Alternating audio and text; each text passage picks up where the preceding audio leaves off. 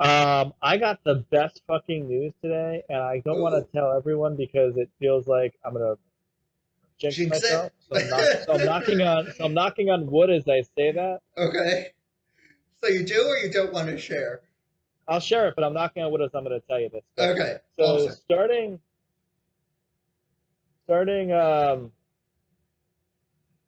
this weekend, Mm. I'm gonna start transitioning my schedule to Sunday nights through Thursday night. Yeah, That which is gives me Friday wow. off, Uh-huh. Saturday off, and Sunday until the evening off, which is really fantastic. Which means that I You'll have could more of a I weekend. could You'll be able to do stuff. I'll be able to do stuff. We can record Sunday. I won't be like sleepy at like in the Yeah, afternoon. We could do like a 3 o'clock or noon. I'd be that's fine with any of that. fantastic. I still have a Congratulations. weekday. I still have a weekday off, sort of. Friday. Um, so I still can do things on Friday. Mhm. And now, or like this, just so the idea is this week. What happens is I work my regular schedule, and on Sunday I have off. Okay. And then the following week, Monday, you'll have that Friday no, so listen, listen. off. Okay, sorry. So on Sunday I'll have off like I did this week, right? Uh-huh. But instead of having Monday off too, I'll go back to work Monday, and then I'll work Monday through Friday, and then I'll have Saturday off, and then I'll work Sunday, and then I'll work Sunday through Thursday from that point on. Awesome. So it gives me That's like a the way it changes it, like it allows me to have at least one day off instead of working straight. Because my boss was like, "Do you want to work straight? Like you can start working this week and then just work Saturday, Sunday, and then into the next week, but that will mean you have no days off in between. I know But what's this that. way, if we move your days over in 2 week, increment here, you'll at least have one day break between them."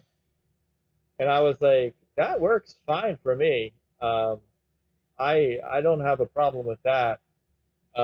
So after this week, in 2 weeks from now, I'll have again, knock on wood, I'll have my Friday morning. I'll be getting out of work, coming home, um, being able to do things um, Friday night, being able to do things Saturday morning, Saturday night, Sunday morning, That's Sunday great. afternoon. Like there's just so much potential. This is actually the schedule I had when I started, Okay. Well, but they changed it congratulations. up. Thank you. So I don't But know yeah, if you can see me right now, I can see you. but look what I got in the mail over this weekend. Da da da da da da da da The da art of the da extended universe. da da da da da Oh no, the art of the TV show. da da da da da. The art and making of the animated series. It's a look at this. It's a huge, huge, heavy ass, thick book on like everything with like the making and the behind the scenes, Is animation it heavy skills and ass or ass designs, and heavy? it is ass heavy. It's well, it depends upon the ass, but it's as heavy as my ass. I'll tell you that. um, and it's all about the Fox Kids X Men animated series. Very cool. So, I'm loving that. But you know what else I love? What else do you love? I love We've Got Issues. That's right. I It's don't an like that beginning. Try it again. I what did you not like? don't know. Was it what I said, or the way I said it, or what happened? I feel like you shouldn't love We've Got Issues. I feel No, like it's got something more expressive. You know what else I can't live without I can't live without it. You know what else I can't live without? we've got issues. Yeah. There you That's right. Our weekly news segment covering everything in the past from the past week and everything comic book and comic book related. As always, my name is Evan, and I'm joined by my amazing, talented co-host, the Fizza. Hey, hey, hey, hey, hey, hey. And I'm not sure I love that, whatever that was, but yeah, we'll keep working. And this episode, we're covering everything that was released during the week of uh, the 21st through the 28th. Ooh, good And times. well, actually, it was a kind of a light week, so we only have 4 items in the bullpen this week. Which four? So first off, Do tell. first off, we have it was announced that a new live-action Superman movie will be coming, written by Ted Nahasi-Coates and produced, not directed, produced by J.J. Abrams. Hopefully they cancel each other out. There's something good we got. That's what I'm thinking. And again, he's not directing this or writing this, so you know. Uh, it's highly suggested that this movie will be a part of the whole kind of DC film universe, like Wonder Woman and Shazam and all that, as opposed to being one of the Osworld's movies. But they haven't said if it's gonna. What the hell was that? And they, sorry. But they haven't said if it's gonna have the return of Cavell or if it's gonna, because it's being written by Ted Nahasi-Coates, if it's gonna feature that African American president Superman from what was it, Earth 2 or 3, I think. A lot of people are jumping to that conclusion, but it hasn't been stated yet. And this, of course, is following last week's news where the Flash movie, which has a release date of 2022, has cast their version of Supergirl. So, yeah. Oh, That's very interesting. I was yeah, when I they're saw that building news, out the I was really Krypton family. confused myself. I was like, what they know? I What? totally forgot that there was a Yeah, movie coming out. which has been in the works for a while, and again was originally supposed to have Ray Fisher's Cyborg returning. However, that's not happening anymore. The other interesting thing to note is that, of course, J.J. Abrams was both attached to produce, write, and direct the infamous Superman Flyby, which was one of the numerous proposed Superman movies.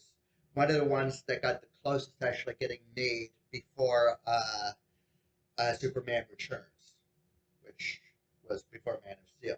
So he's coming back, I guess. I guess So, that's do you have any okay. feelings? I mean, Ted That's the thing that happened. Nahasi-Coates is a very talented writer.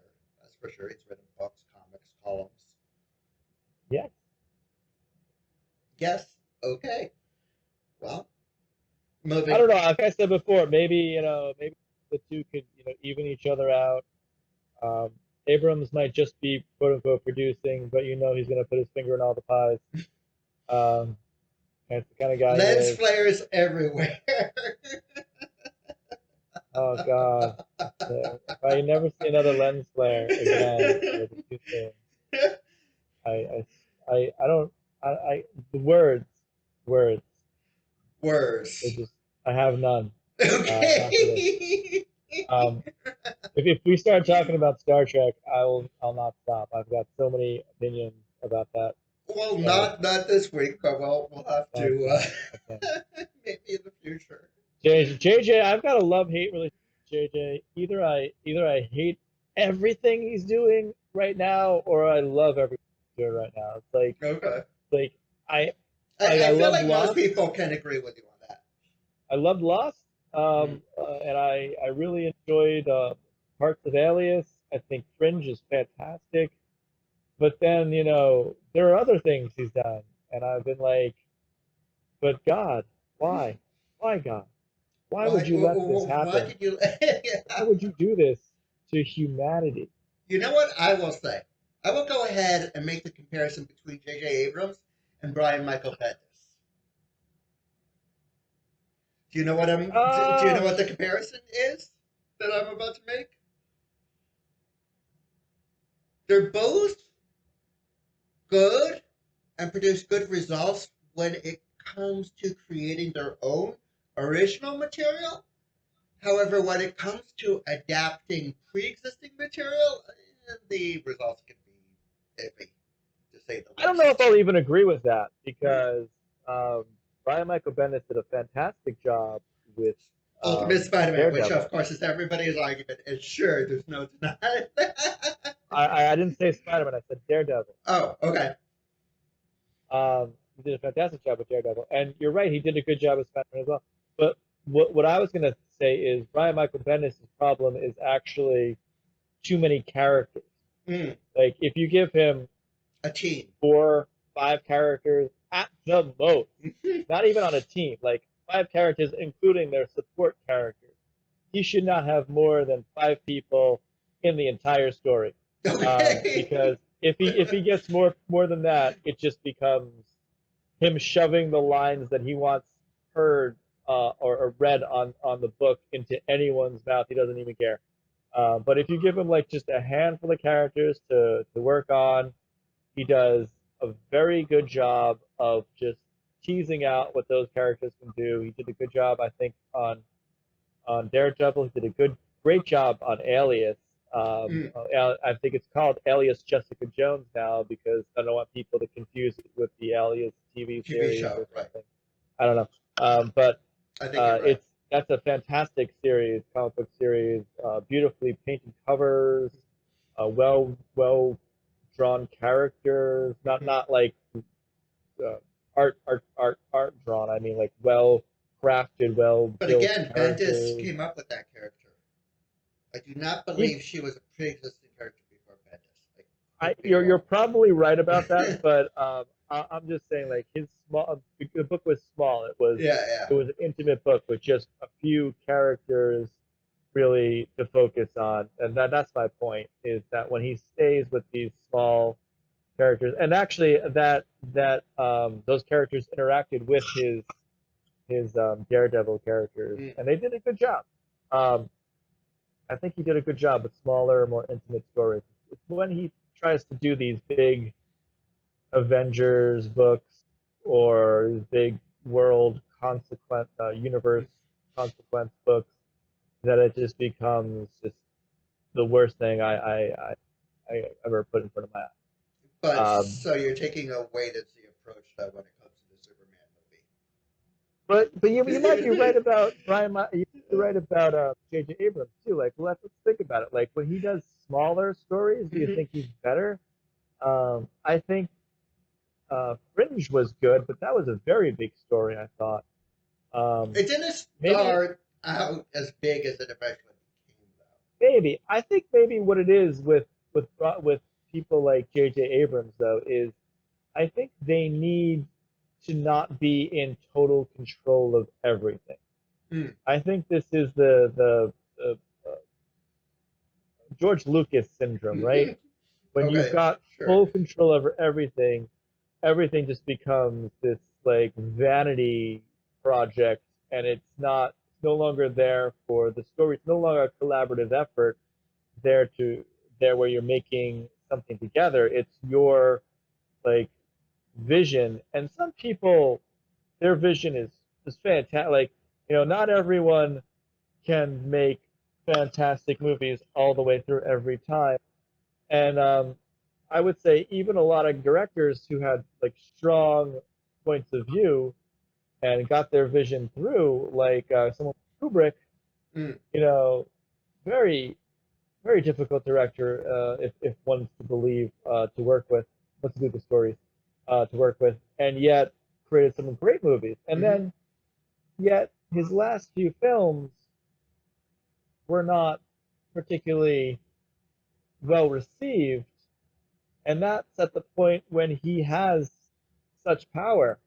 You know, perhaps if someone was there telling Kubrick that he couldn't do this or that I feel with bad for his the person who tried to tell well, Kubrick yeah, yeah, what but not to do. I think we both know what movie I'm Yeah. talking about right now.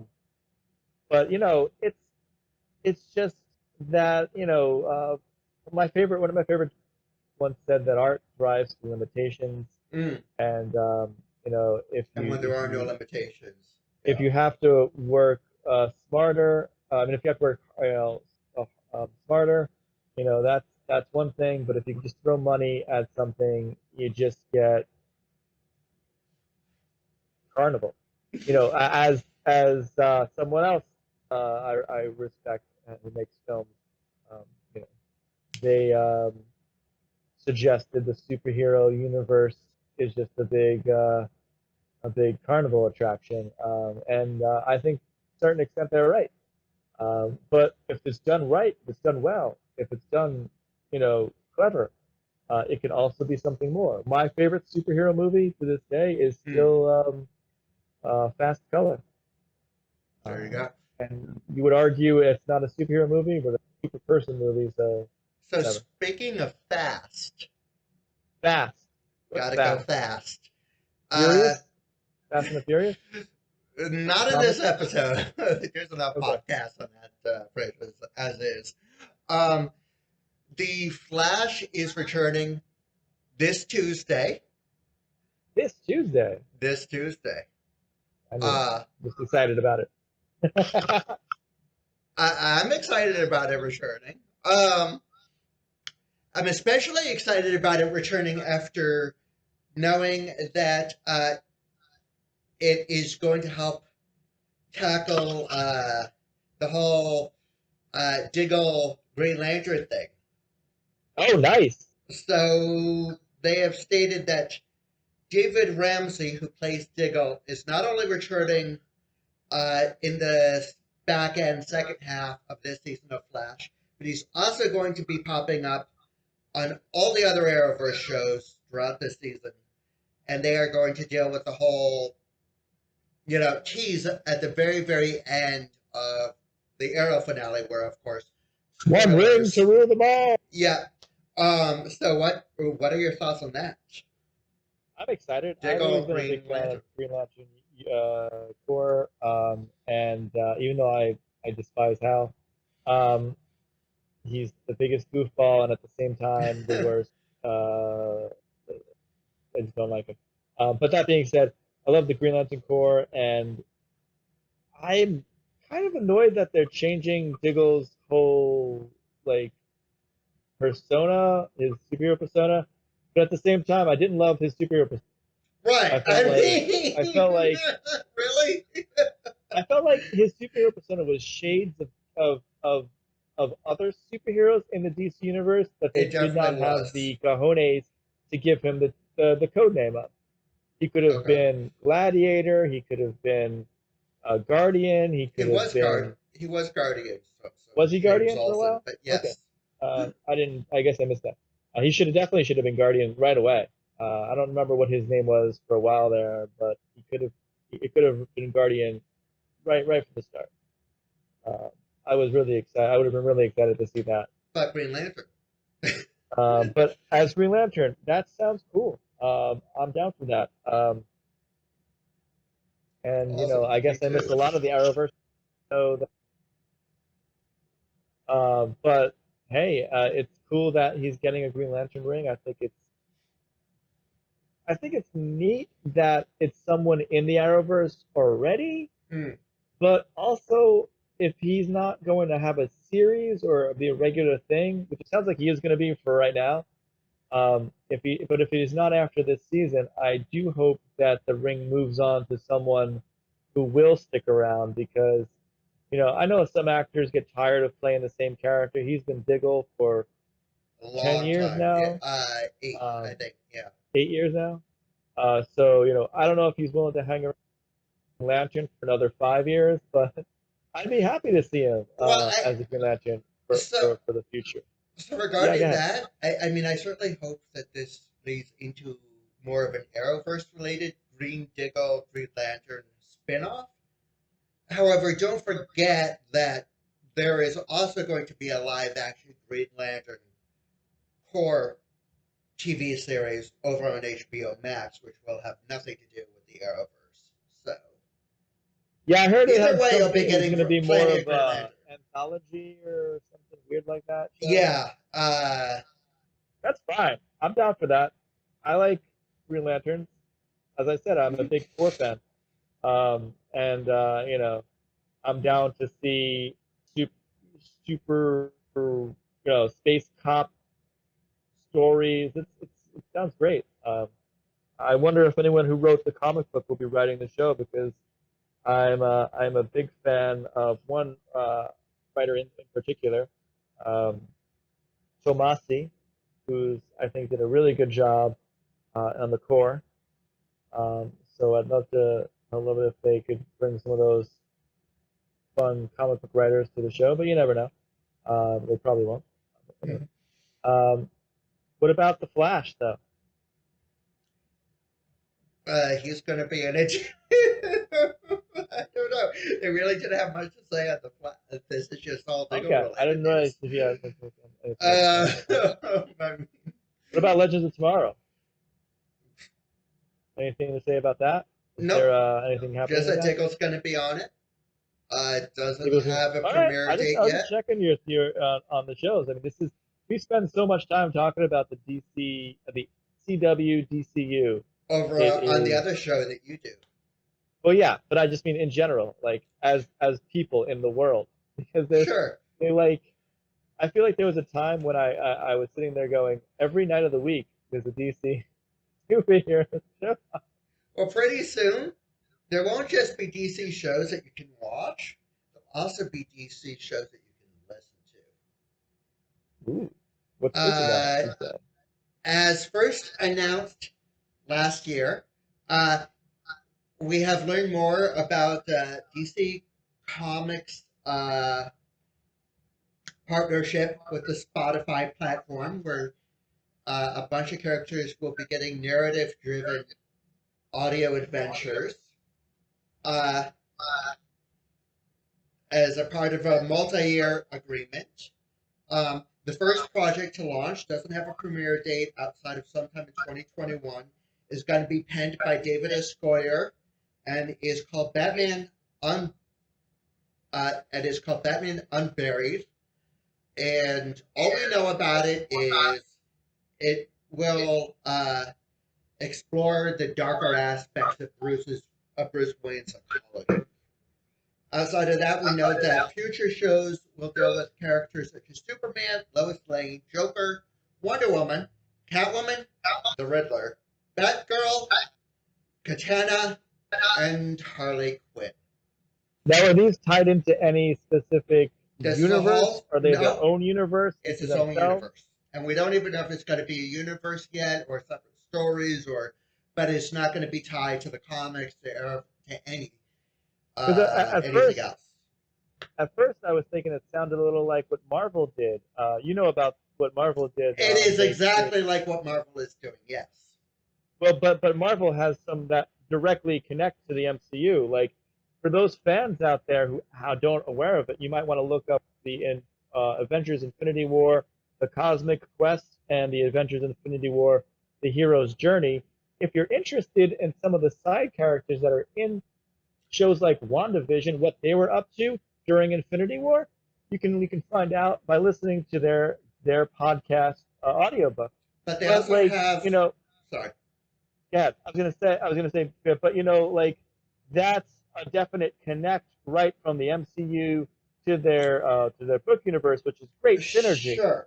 So what I was saying more along the lines of is Marvel also has audio adventure podcasts dealing with Wolverine and Mm-hmm. more of the comic book based version of Thor and Elektra. It's a bunch of the other characters that don't really tie into the comics or obviously the MCU because Wolverine's The not even MCU, yeah. in that. So That's what I That's was true. kind Yeah, of they have those referencing as to. well. Yeah. Sure. Yeah. So, Some folks are really into that. Some of those come out weekly, just like the comic books do. hmm Is that what the DC universe is going to do? Is there going to be a graphic novel, like a one so they story kind of? haven't. So it's going to be multi-part. It's going to be like a series. They haven't Okay.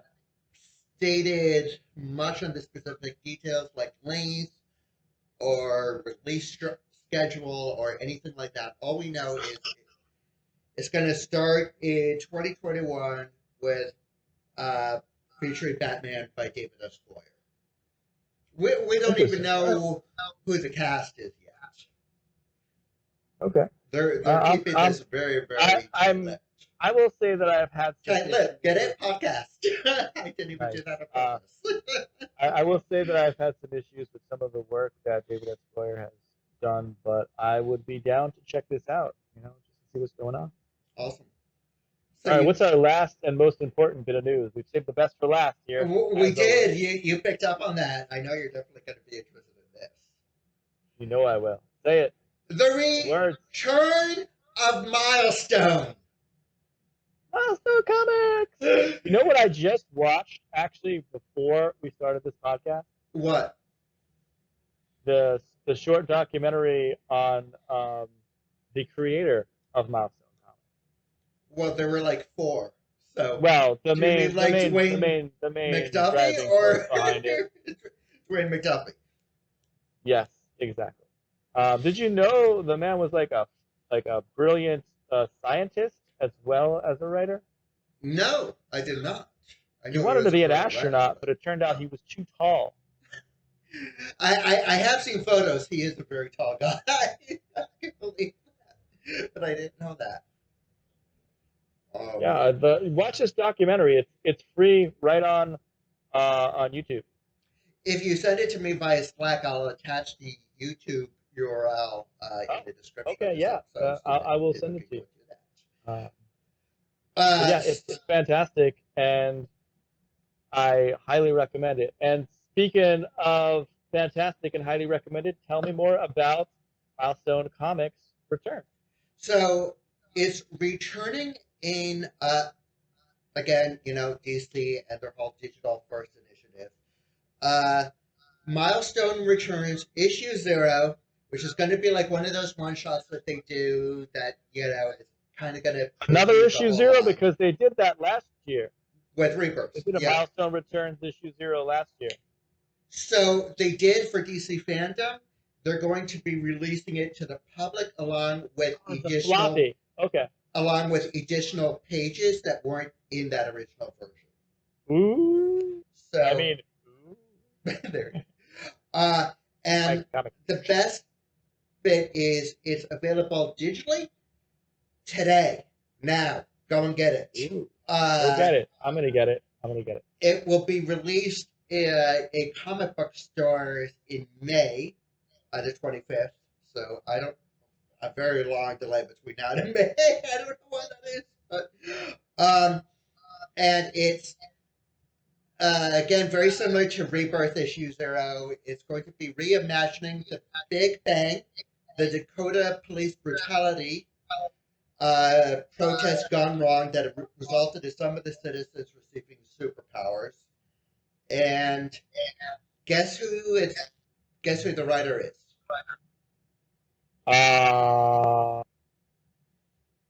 Peter Gallagher.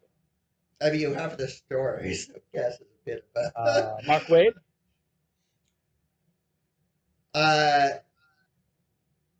Sorry if I butcher your name. I'm a huge fan. Reginald Hudlin. Reginald Hudlin. Did you know that Reginald's a director as well as a writer? No. Same guy? You did not. Let me tell you some of the movies he's directed. Yes, please. House Party. Okay. Wow. Really? Boomerang. Huh. The Great White Hype. Okay. The Ladies' Man movie that's spun off from Saturday Night Live sketch. Wow. He has had a varied career and has done a lot of really fantastic work before people out there. He's also check had him a out. varied career writing comics as well, just in case somehow Yeah, he's you done weren't some aware. great But work. yeah. He's done television show episodes Hmm.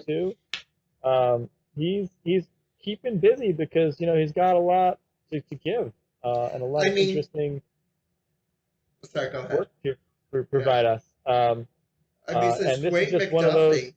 Sorry.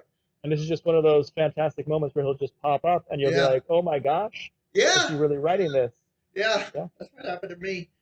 I mean, since sadly Dwayne McDuffie himself is no longer available since he passed away. yeah. That's another reason you should check out that documentary because poor Dwayne, he did pass way before his time, in my Mm, opinion.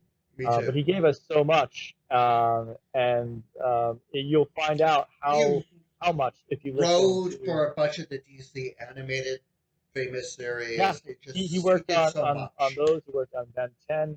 He worked on the obviously the Static Shock cartoon series.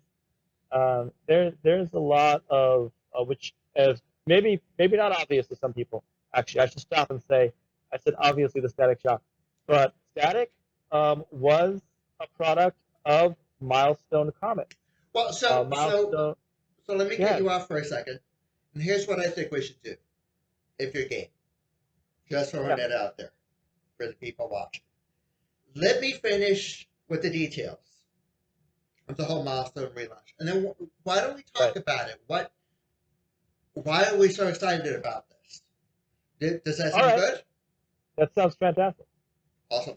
So yeah, so the whole thing kind of showing the world, released now on digital platforms. Then it will be followed by 3 series. A Static Season 1, which is written by Vita Ayala, with layouts by Chris Cross. I haven't seen Chris Cross in forever. That dude is awesome. And he's like, Static. Then we have Icon and Rocket, Season 1. Rocket gets your name in the store. Finally, Rocket gets your name on the book. That series is going to be written by Reginald Hudlin and Leon Chills, whereas art by Doug Brathwaite. Finally, we got Hardware Season 1, written by Brandon Thomas with art by Denise Cohen and Bill Sienkiewicz. Bill Sienkiewicz, that guy is amazing. I met him once. He is just a fantastic Really? artist. Yeah, I met him at a That's conference, fantastic. but he's a fantastic artist, nice guy, just a cool dude. And of course, just want to, of course, quickly address the elephant in the room that DC has been trying to get characters from Milestone to return for years now, but it's always been tangled up in messy legal situations. But all of Well, those have finally been cleared up.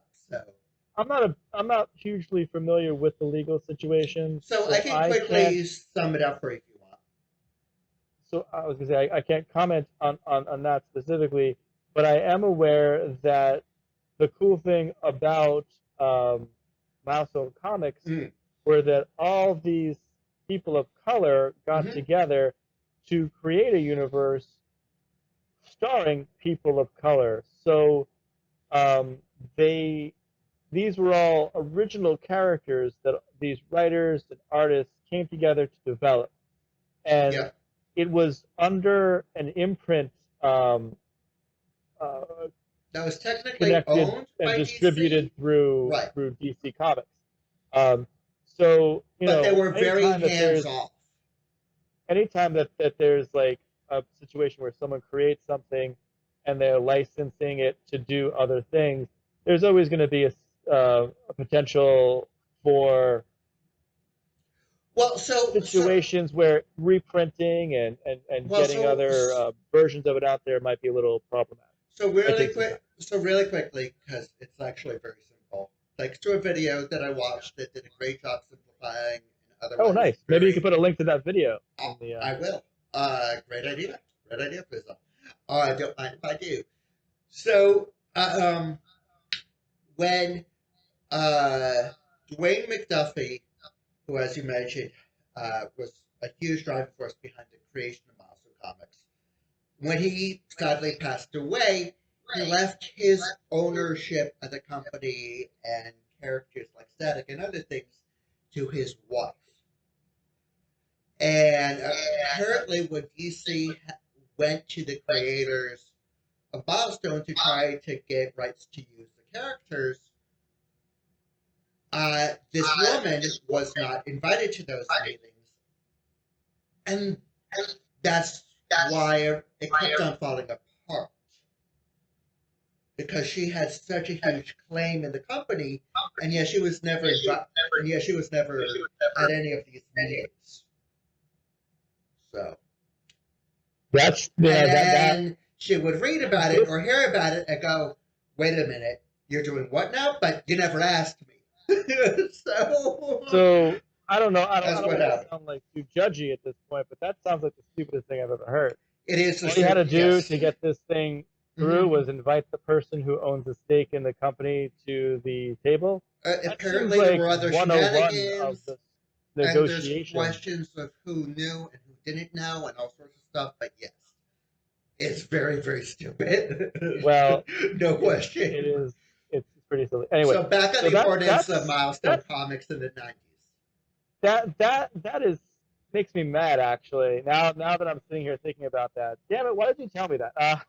Because we could have had Static. We could have had. You know, they kept on trying. I don't know. What was the only thing we ever got really was the fact that Static and some of the Milestone characters did appear in animated form on shows like Young Justice, which did more than just Static, which I was really impressed with, especially in the last season where we saw characters like Holocaust pop up. Well, I was so happy. Sorry. We're talking about it now while we're excited now, right? Yeah. All right.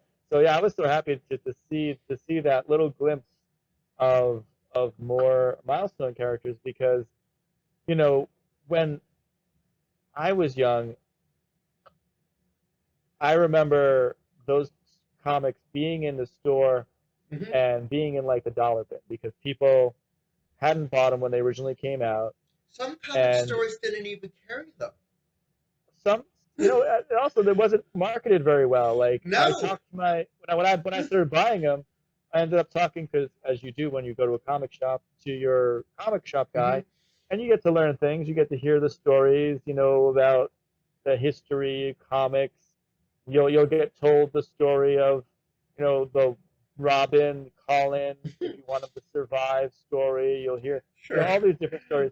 And one of the stories, you know, if you ask the right questions, is when this stuff came out, the reason why no one bought it was there was pretty much no marketing done for it. No one really went out there and put them in the places that they would be most likely to be, you know, interested in. There's a lot of black people, a lot of brown people, a lot of people of all different nationalities in this country. And, you know, all you really have to do to get this out to those colored nerds, we should cut that out. All you have to do to get this out to those nerds is put it out there in front of them, make them aware of it. Right. And what the cartoon did was make a lot of us aware of Static from the universe here. Yeah. And that's the only reason I think that I would have ever picked up that comic book, even from the dollar bin.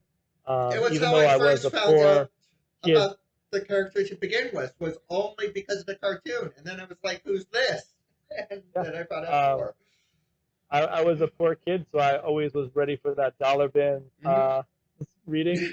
And when I find something I actually knew what it was, I was even more excited.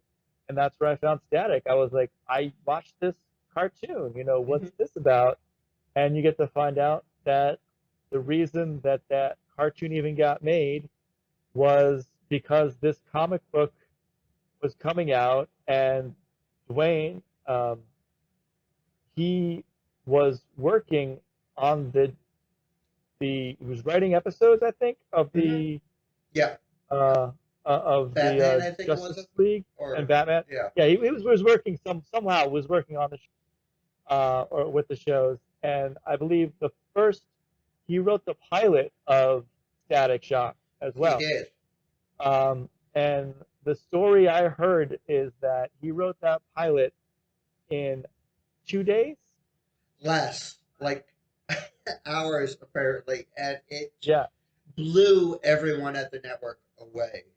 yeah, Apparently, and it was so good. it's So and he was there on the ground floor helping to build this imprint over at DC, and now he was over at the animation animation, side yeah. helping to bring that that character who a lot of people say that obviously representation matters, but a lot of people say that you can't relate to people unless they look like you or act like you on I don't know. I television. necessarily agree But with that, but yeah. I relate to Peter Parker. I relate to Spider-Man. I relate to Static Shock. I relate to a lot of different characters. I relate to Cyclops. I relate to lots of different superheroes. I like um, characters, and for me, and this is the way I grew up, how the privilege I had in growing up the way I did, the family I had. Like I don't, the first thing I'm looking at is not for representation. It's for someone who I It's like think you. thinks like me or acts Right. like me or makes me interested and compelled to continue learning about their world, their adventures. But I'm not everyone. There's a lot of people out there who, until they see someone who looks or acts or represents, them in the world, they don't feel, But that there's right. there's an inclusion. But having said all of And that, having a character who is not only like you in terms of how they act or think, but also looks like you, especially when they're wearing yeah, a lot. I mean, it's important. yeah. I mean, even some of us out there, I'm sure, will sit there looking around waiting for a character with their name in it. They're like, get excited, like, oh my god, there's a Scott in this, and my name is Scott, or Right. there's a Ryan on this comic book, and my name is Ryan. That's exciting. Or I'm always excited to see an Italian American in a comic book, which I can name on one hand the amount of Italian Americans. My favorite being, you know who? Come on, he's awesome. Punisher. No, well, Punisher's sometimes Italian, sometimes not. It really depends on, The on, writer. on that week. I'm like, But no, Helena, who? Helena. Really? Come Okay. on, think DC Universe. She was on Arrow. Oh, Huntress. Yes. Okay. Huntress, Yes. of course. Yes. As we all know, she Helena. wasn't originally Italian. Helena She was Bertinelli, originally the right? daughter The of mafia. Sorry. daughter of Yes. All of Catwoman that. and Yeah. Yeah. Batman. Yeah. Yeah. And Yeah. Catwoman Yeah. was sometimes written as Romany, sometimes not. So we don't really, her original ethnicity, whatever. But because luckily us Italians are such terrible gangsters that we Yeah. infest all of That you killed all of that poor Gotham girl's City. family. Yeah. Oh yeah, like forget the Italian mobs in New York City where I grew up. It's Gotham City that has the absolute worst Italian gangsters of all time. But of course, Watch out. because Gotham Anyway. has the worst every mafia of any type of all time. Anyway, so I love that when they brought Helena back into this new version of the DC universe, even though I wasn't around at that time. But I loved her revamped origin. Yeah, I found representation Helena matters. in the comic books in a book by one of the all-time best Batman writers. Red It Rocco? was called Batman Huntress Cry Blood, I believe. It was Christ something. And I don't remember. I'll look it up and it was fantastic. It retold her origins. The art was amazing, and as I already right now. stated, Cry for the Blood. Cry for Blood, Cry for Blood. And as I already said, the writer of this book is quite possibly the greatest Batman writer of all time. Red Rocco. um, but so getting back to Milestone so representation definitely matters. Getting back to Milestone for a second. Not Yeah. only was it primarily black characters from an all. Well, there were people of color. I mean, I believe Sure, there was sure. Yes, Hispanic. yes. It was all about inclusion. But also it was the types about of bringing stories people, bringing representation that you but don't also often the see. types of stories that they told within those representations, right? Yes. I remember there was there were so many things that happened in Static Comics that were great, but I remember two things that stand out first, most to me in the comic book were he crushed on a girl who didn't like him back in that way, but still wanted to be his friend. I thought that was like something I felt like something I hadn't really seen too much of. Like either the character liked them back or they didn't like him back, and the other character became a villain because of that. I'm a villain now because this girl doesn't like me, or something. But these were like real teenagers and real problems because like I don't know, I felt like that's the real world. Like you crush on this girl in school, and she doesn't like you back that same way. You're still seeing her every day and hanging out with her. You're not going to stop being friends, are you? It was great. And the other thing that I remember most from that is there was an issue that dealt with police brutality. Yeah, that that's kind of I'll more not the forget. issues that I'm referring to. They dealt with police brutality. Yeah. They dealt with issues with drugs. They dealt with sex. They dealt with a lot of stuff that you just didn't see at that time and still don't see in pretty much any other comic being put out by any other publisher. And you can probably still find a lot of these old issues. I used to work at a few comic shops, and they used to have tons. I put so many Milestone comics in grab bags. People must have been like, "Who is Icon?" So many people must have been like, "Who is Icon?" But like now they know because they have the first issue of Icon. Well, so that's part of the best part about Milestone coming back is that a part of that is that all of the older stuff, which hasn't been reprinted in years, will finally be put back into circulation. So that even if you can't find it in your back bin, which of course would be cheaper there, you'll be able to buy a trade of the first 6 Static comic books. I mean, it's crazy how some things are collected so quickly and are so readily available.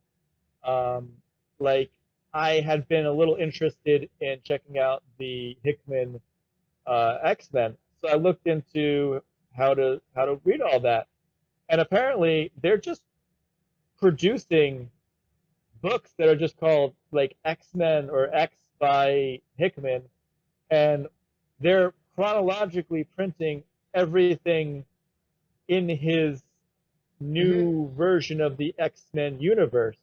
So I don't have to go out there and buy the Marauders trade and the Fallen Angels trade and the Cable trade. I could just buy the X-Men by Hickman, Volume 1, and I'm going to get all the story. Yeah. And it's, to some extent, it's terrible for speculators, people who make money off the individual issues. I really feel bad for those people, but yeah.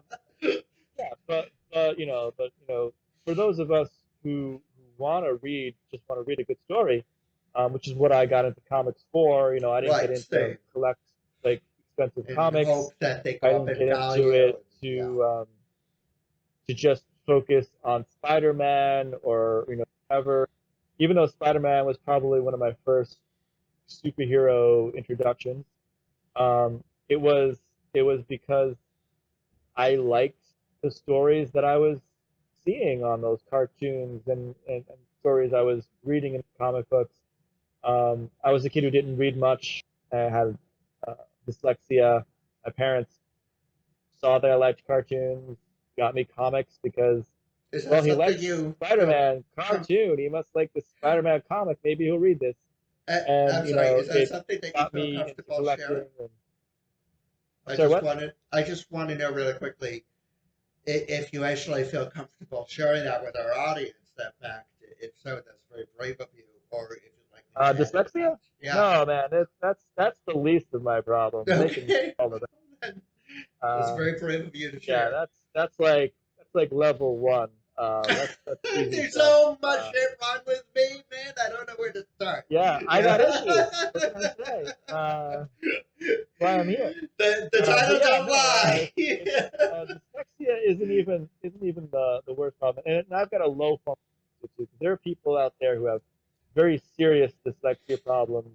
Mine is a much lower level in which the way I organize things in my brain um, isn't exactly the way I end up seeing them always. So it's not always a situation where I'm looking at words backwards or numbers, but more a situation where I will potentially not be able to regurgitate what I just read or understand it very well because it's organized in my brain in a strange. Well, so that was very brave of you to say, but for everybody else, it was very brave of you to stick with us, and hopefully you'll continue to stick with us in the future here at We've Got Issues. Be sure to hit like, subscribe, and the bell notification below. That's very important so that you, yes, you, will be the first to know as soon as a new episode goes live. As always, I am Evan, joined with my amazing co-host, Fizza. Also, if you would like us to talk more about a specific thing, like Milestone or whatever, Milestone a Comics, topic podcast. we can come back with some actual, real good information and talk a little about it, break down. One of the reasons this is all coming up too, I think, or as part of this is the return of the Static Shock to TV or to a streaming network, I should say. Yes, HBO Max. Yes. And Static is also getting an upcoming live action movie. Yes, go watch the cartoon. What did you say about a movie? Yeah, he's also getting a live action movie. Oh. So, anyways, again, you'll hear more about that from us here at We've Got Issues. I usually say something corny here. I don't know what to say this time. Fizza, say something corny to sign us out. Something corny to sign us out. Something corny to sign us out. Something corny to sign us out. That works. Something corny to sign us out. Something corny to sign us out.